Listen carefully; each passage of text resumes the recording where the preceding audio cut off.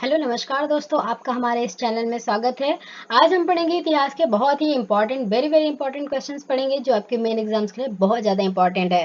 ठीक है, ये हमारे क्वेश्चन आएंगे हिस्ट्री से रिलेटेड, ठीक है, जो कि सिंधु सभ्यता से संबंधित है।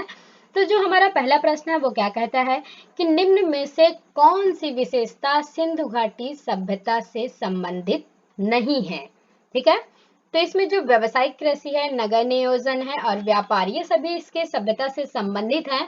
लेकिन जो चारागाही अर्थव्यवस्था है वो सिंधु घाटी सभ्यता से संबंधित नहीं है, क्योंकि जो चारागाही व्यवस्था है, अर्थव्यवस्था, वो एक प्रकार की देहाती अर्थव्यवस्था से संबंधित है, जो कि इससे संबंधित नहीं है। ठीक है, अगला प्रश्न हमारा क्या है कि सिंधु घाटी की सभ्यता को किस काल से जोड़ा जा सकता है। तो सिंधु घाटी की जो सभ्यता है वो कांस्य काल से संबंधित है, इससे जोड़ा जा सकता है। अगला प्रश्न हमारा क्या है कि हड़प्पा संस्कृति के अवशेष स्थल का सर्वाधिक संकेंद्रण किस नदी के तट में मिला। तो जो सिंधु नदी है, सिंधु की नदी के तट से मिला हड़प्पा संस्कृति के अवशेष और स्थलों का संकेंद्रण। ठीक है, बी नंबर हमारा राइट आंसर होगा।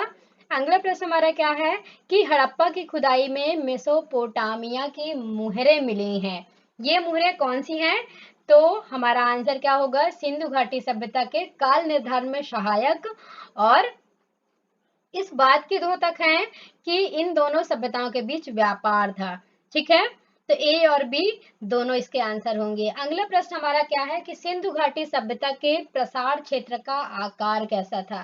तो जो सिंधु घाटी सभ्यता थी, इसका जो प्रसार हुआ था उसका क्षेत्र कैसा था? त्रिभुजा आकार, यानी त्रिभुज के आकार में इसका क्षेत्र था सिंधु घाटी सभ्यता का जो प्रसार हुआ था। ठीक है, तो डी नंबर जो है वो हमारा राइट आंसर होगा, त्रिभुजाकार। ठीक है, अगला प्रश्न हमारा क्या है? हड़प्पा सभ्यता के लोग संभवतः इस्तेमाल करते थे। तो जो हड़प्पा सभ्यता के लोग थे वो लकड़ी का हल, यानी जो हल जोतने वाला होता है, ठीक है, उसका यूज करते थे। किसके लिए? खेती करने के लिए लकड़ी का हल यूज करते थे। ठीक है, अगला प्रश्न हमारा क्या है? सिंधु घाटी सभ्यता के स्थानों की खुदाई में मिले अवशेष से पता लगता है कि, तो इसका आंसर क्या होगा? इनके मकान 2 मंजिले होते थे और हर मकान में आंगन, स्नानागार और रसोई। स्नानागार मतलब जो आपका नहाने की जगह होती है, स्नान करने की जगह, उसे बोलते हैं।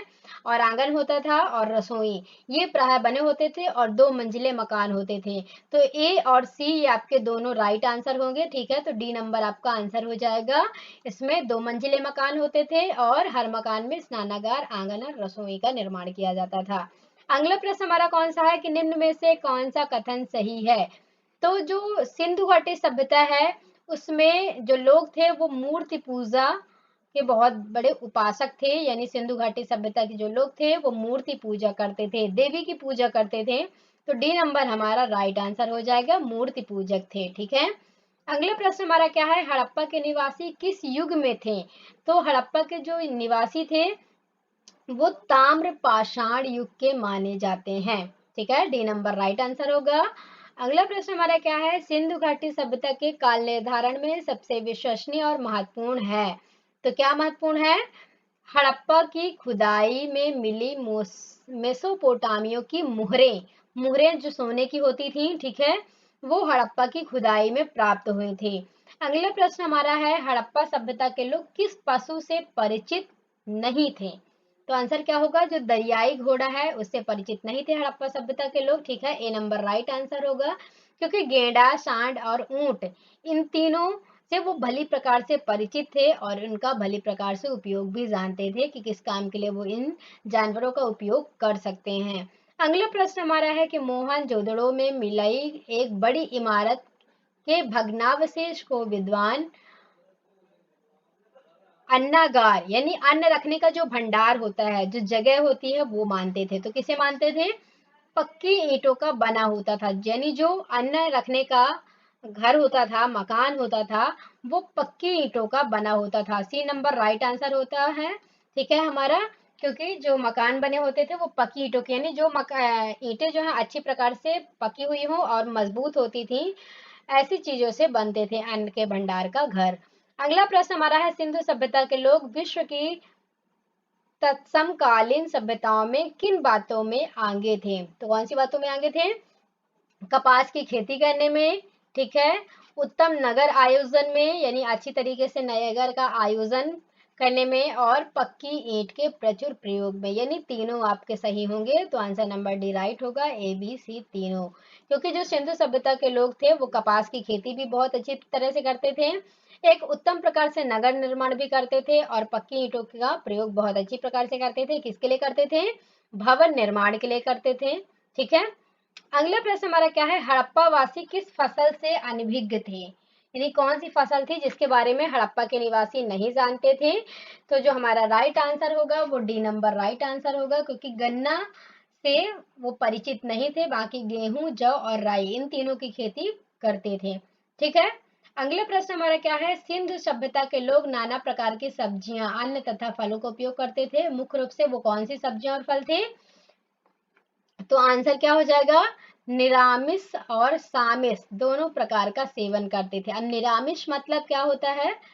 निरामिष और सामिष का मतलब है शाकाहारी और मांसाहारी दोनों प्रकार की सब्जियों का सेवन करते थे। ठीक है, सिंधु सभ्यता के लोग मांसाहारी और शाकाहारी दोनों प्रकार की सब्जियों का प्रयोग करते थे। तो सी नंबर राइट आंसर हो जाएगा। अगला प्रश्न हमारा क्या है कि सिंधु घाटी सभ्यता से संबंध लोग जो है मनोरंजन का उनका मुख्य साधन क्या था? तो जो सिंधु घाटी सभ्यता के लोग थे उनका जो मनोरंजन का साधन था वो क्या था? नृत्य गायन था। ठीक है, और चौपड़ खेलने में भी रुचि थी, क्योंकि उस टाइम पे चौपड़ बहुत अधिक मात्रा में खेली जाती थी, मनोरंजन का एक साधन था, और नृत्य और गायन भी प्रमुख साधन माना जाता था। तो इसके साथ वो मनोरंजन करते थे, क्योंकि उस समय में टेलीविजन, फोन ये सारी चीजें तो थी नहीं, तो नृत्य और गायन के माध्यम से ही वो अपना मनोरंजन करते थे। अगला प्रश्न हमारा क्या है? सिंधु घाटी सभ्यता के लोग तो किस प्रकार के वस्त्र बनाना जानते थे?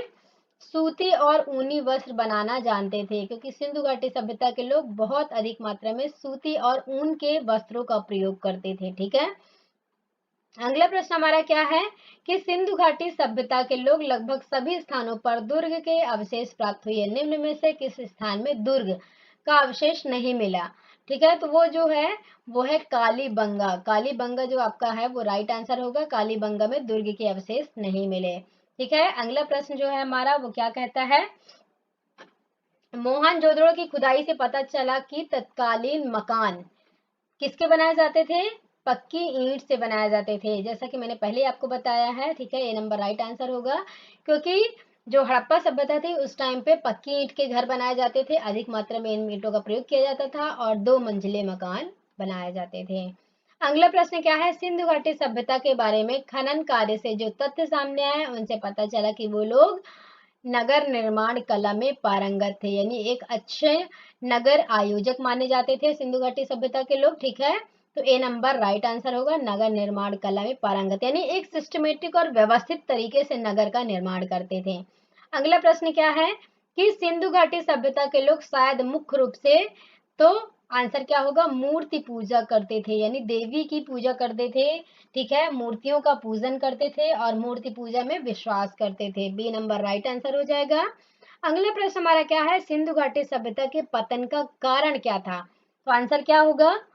क्योंकि ना तो भूचाल आया उस टाइम पे, ना बाहरी हमला रहा होगा, और अनेक प्राकृतिक विपत्तियां, मतलब इसके बारे में कुछ ज्यादा जानकारी नहीं है, अज्ञात है, क्योंकि विशेष तथ्य सामने नहीं आए हैं। तो ऐसा माना जाता है कि आक्रमण, जलवायु परिवर्तन, परिस्थिति असंतुलन रही होगी, बाढ़ या भूतात्विक जो परिवर्तन है, महामारी और आर्थिक कारण, ये सभी हो सकते हैं। मतलब लोगों ने ऐसा अनुमान लगाया कि कोई एक निश्चित कारण नहीं था, बल्कि विभिन्न कारणों के मेल से, बहुत सारे कारण जो थे उनसे मिलकर ही जो सिंधु घाटी सभ्यता थी उसका पतन हुआ। ठीक है, तो आंसर क्या होगा? अज्ञात, यानी इसके बारे में पता नहीं है, क्योंकि अलग अलग जो इतिहासकार हैं वो अलग अलग चीजें बताते हैं। कुछ लोगों का मानना है कि आक्रमण से, कुछ लोगों का मानना है जलवायु परिवर्तन से, तो कुछ भी ज्ञात नहीं है। बहुत सारे कारण थे, मिले जुले कारणों की वजह से सिंधु घाटी सभ्यता का पतन हुआ। ठीक है, अगला प्रश्न क्या है? सिंधु घाटी सभ्यता के संबंध में व्यक्ति लिखना पढ़ना जानते थे। प्राप्त मुद्राओं से पता चलता है कि उनकी लिपि कौन सी थी? तो जो लिपि यूज हुई थी उस टाइम पे वो पढ़ी नहीं जा सकी है। ठीक है, मतलब लोगों को पता नहीं है कि कौन सी लिपि में लिखे गए थे, उनकी मुद्राओं में जो प्राप्त हुए थे, क्योंकि वो पढ़ना लिखना जानते थे, तो उनकी अपनी एक लिपि थी जिसमें उन्होंने अपनी भाषा में लिखा था। ठीक है, सी नंबर राइट आंसर होगा। अगला प्रश्न हमारा है कि मोहनजोदाड़ो में किए गए खनन कार्य से पता चला कि उस काल के लोग कृषि करना जानते थे, किंतु वे चावल यानी जो धान है उसकी भी फसल उगाते थे। और इसमें पुरातत्ववेताओं का संदेह है कि यह संदेह क्या है, कौन से राइटर का है, डॉक्टर एल बासम ने व्यक्त किया है।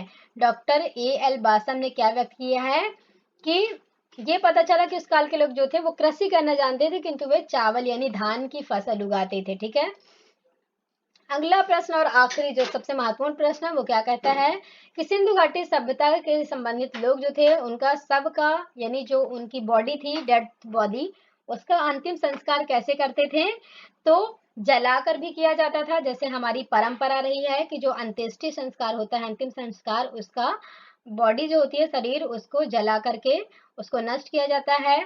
ठीक है, कुछ लोगों में गाड़ कर भी उस बॉडी को अंतिम संस्कार किया जाता है शव का। ठीक है, और कुछ लोगों में जो पारसी होते हैं उनकी तरह ऊंचे स्थान से खुला छोड़कर रख देते थे। यानी सभी प्रकार इसके सही होंगे, तो उक्त सभी प्रकार से। ठीक है, सिंधु घाटी सभ्यता के लोग शव का अंतिम संस्कार जलाकर भी करते थे, गाड़ कर भी करते थे, और पारसियों की तरह ऊंचे स्थान पर खुला छोड़कर भी करते थे। ठीक है, डी नंबर राइट आंसर होगा।